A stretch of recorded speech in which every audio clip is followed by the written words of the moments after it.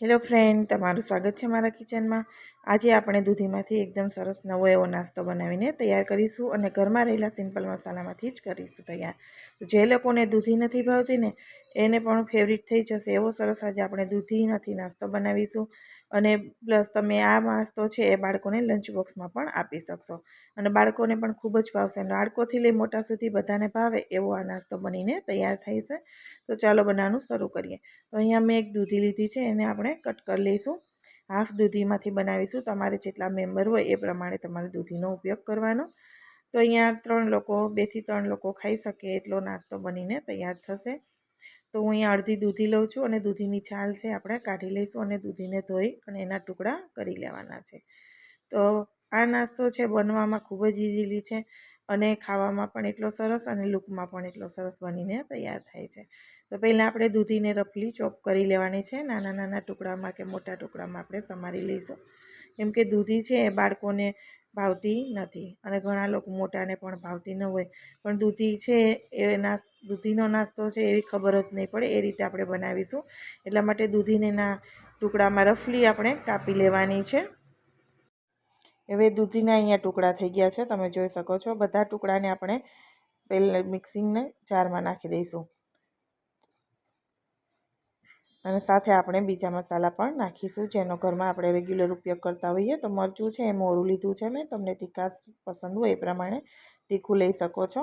અને નાનો એવો આદુનો ટુકડો ધાણાના ડંઠલ નાખ્યા છે। સાથે મેં 1 કપ સૂજી અને અડધો કપ દહીં લીધું છે। દહીં છે એ મીડિયમ ખાટું છે, બહુ ખાટું દહીં લીધું નથી। અને સાથે 1/4 કપ જેટલું મેં પાણી નાખી દીધું છે અને બધી જ વસ્તુઓને આપણે સરસ રીતે ગ્રાઇન્ડ કરી લેવાની છે। તો આ રીતે ગ્રાઇન્ડ કરીને લઈશું તો આમાં બાળકોને કે કોઈને ખબર નહીં પડે કે દૂધી આપણે નાખેલી છે। અને દૂધી છે એ આપણી હેલ્થ માટે પણ સારી છે। તો તમે જોઈ શકો છો એકદમ સરસ એવી પેસ્ટ બનીને તૈયાર થઈ ગઈ છે। તો આ સૂજીનો આપણે ઉપયોગ કર્યો છે તો એને એક બાઉલમાં આપણે કાઢી લઈશું અને એને રેસ્ટ માટે 10 મિનિટ જેવું રાખી અને પછી ઉપયોગ કરવાનો છે, જેથી સૂજી છે એ થોડો ફૂલી જાય। તો બધી પેસ્ટ છે આપણે બાઉલમાં કોઈ પણ વાસણમાં આપણે કાઢી લેવાની છે અને 10 મિનિટ જેવો સમય થાય ત્યાર પછી આપણે બીજું નાખીશું। તો મેં અહીંયા અડધી ચમચી જેટલો ઈનોનો ઉપયોગ કર્યો છે, ખાવાના સોડા પણ તમે લઈ શકો છો અને સરસ રીતે આપણે મિક્સ કરી દઈશું। ઈનો નાખી અને મિક્સ કરીએ તો સરસ એવું આપણું મિક્સ થઈ જાય। તો તમે જોઈ શકો છો આપણું બેટર છે એ રેડી થઈ ગયું છે અને બેટર છે એ ઘાટું રાખવાનું છે, પાતળું કરવાનું નથી। તો હવે એમાં આપણે સ્વાદ પ્રમાણે મીઠું નાખીશું અને ચપટી હિંગ અને ચપટી હળદર નાખી દેવાની છે। હિંગ ઓપ્શનલ છે, તમને પસંદ હોય તો નાખવાની, નહીં તો તમે સ્કીપ પણ કરી શકો છો। હવે બધી જ વસ્તુને આપણે સરસ રીતે બેટરની અંદર મિક્સ કરી દેવાની છે અને મીઠું છે એ તમારે ચાખીને ચેક કરી લેવાનું કે વધારે ઓછું થયું છે તે પ્રમાણે નાખવાનું। અને હવે આપણું બેટર છે એ રેડી થઈ ગયું છે। તો આ રીતે આપણે દૂધીમાંથી તમે ઢોકળા બનાવી દેશો કે અપમ બનાવી દેશો, કોઈ પણ વસ્તુ બનાવશો તો આમાં બાળકોને કે મોટાને ખબર પણ નહીં પડે અને ખૂબ જ સરસ એમાં બનીને તૈયાર થઈ જાય છે। તો મેં આ નોનસ્ટિક પેન લીધી છે અને ઉપર મેં આછું તેલ લગાવી દીધું છે બ્રશથી। હવે બેટરથી આપણે નાના નાના હું અહીંયા નાસ્તાને ઉત્પમ બનાવીએ એ રીતે નાનું નાનું કરીને બનાવું છું। તો એકમાં જેટલા આવે એ પેનમાં એટલા આપણે કરી દઈશું। અહીંયા બીજું આપણે એ જ રીતે બનાવી દઈશું અને ત્રીજું આપણે એ પણ એ જ રીતે બનાવી દઈશું। તો આખા બેટરમાંથી હું આ જ રીતે બનાવીને નાસ્તો તૈયાર કરીશ અને ઇઝીલી બની જાય છે, બનાવવામાં પણ બહુ ઝાઝો સમય લાગતો નથી। હવે એની ઉપર તમે કોઈ પણ શાક તમને પસંદ હોય એ નાખી શકો છો। મેં અહીંયા બાફેલી મકાઈ, ટમેટાં અને કેપ્સિકમ લીધા છે, તમે ડુંગળીનો પણ ઉપયોગ કરી શકો છો। તો તમને જે શાકભાજી પસંદ હોય અથવા તો તમારા બાળકોને જે પસંદ હોય એ પ્રમાણે તમે શાકભાજીનો ઉપયોગ અહીંયા કરી શકો છો અને જેટલા પ્રમાણમાં તમને બાળકોને ભાવતા હોય એ પ્રમાણે તમે વધારે ઓછા શાકભાજી કરી શકો છો। તો અહીંયા કેપ્સિકમ, ટમેટું અને મકાઈ હું નાખી દઈશ ઉપર। તો આ નાસ્તો છે એ ખૂબ જ સરસ એવો બની જાય છે અને ઇઝીલી ફટાફટ બને છે અને બાળકોને ખબર પણ નથી પડતી કે આમાં દૂધી છે, એટલે એ પણ હોશે હોશે ખાઈ જાય છે। તો શાકભાજી નાખ્યા પછી આપણે હવે શું કરશું, તવેથાની મદદથી થોડા પ્રેસ કરી દેવાના છે, જેથી શાકભાજી આપણે સાઈડ પલટાવીએ તો નીચે ના પડે અને સરસ બધા અંદર ઉતરી જાય। તો આ રીતે થોડાક દબાવી અને આપણે કવર કરી દઈશું। કવર કરીને મીડિયમ ફ્લેમ ઉપર 5 થી 7 મિનિટ જેવો સમય થાય એટલે આપણે ચેક કરી લેવાના। જેમ આપણે ઉત્પમ કરતા હોય એ જ રીતે કે કલર એનો જો તમે જોશો પાકી જશે એટલે એકદમ ચેન્જ થઈ જશે અને સરસ ફૂલી જશે. તો તમે જોઈ શકો છો અહીંયા એકદમ સરસ થઈ ગયા છે, શાકભાજી પણ સરસ કૂક થઈ ગયા છે. તો હવે આપણે તેની સાઈડ છે એ પલટાવી દેવાની છે. તો નીચેથી પણ બળ્યા પણ નથી અને એકદમ સરસ એવો કલર આવી ગયો છે.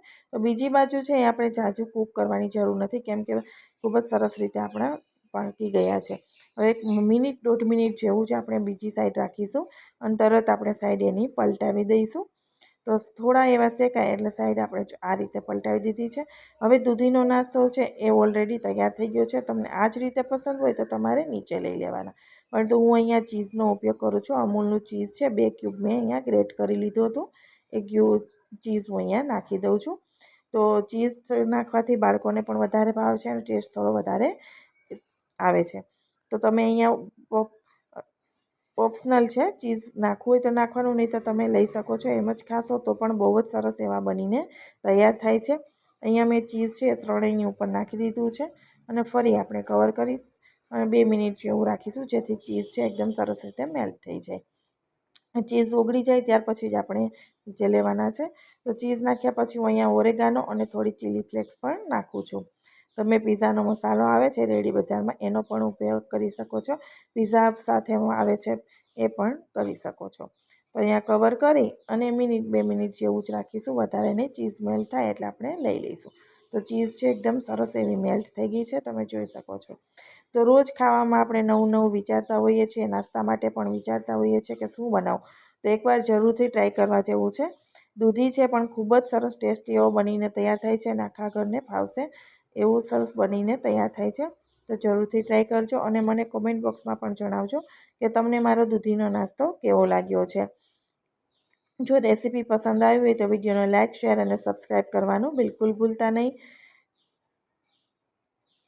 તો મેં અહીંયા સોસ સાથે સર્વ કર્યો છે, અને તમે ચટણી સાથે પણ સર્વ કરી શકો છો ગોળ આંબલીની. તો એકદમ ટેસ્ટી એવો આપણો નાસ્તો બનીને તૈયાર થઈ ગયો છે. નાનાથી મોટા લઈ બધાય પડાપડી કરશે આ દૂધીનો નાસ્તો ખાવા, એવો સરસ આ નાસ્તો બનીને તૈયાર થાય છે અને ઇઝીલી બની જાય છે. આપણે બહુ મહેનત પણ રહેતી નથી. તમને હું નજીકથી પણ મેં બતાવી દીધો છે, જોઈ શકો છો. ખૂબ જ સરસ એવો મોંમાં પાણી લાવી દે એવો આ દૂધીનો નાસ્તો બનીને તૈયાર થયો છે. એકવાર જરૂરથી ટ્રાય કરજો. ફરી મળીશું નવી રેસીપી સાથે. Bye bye.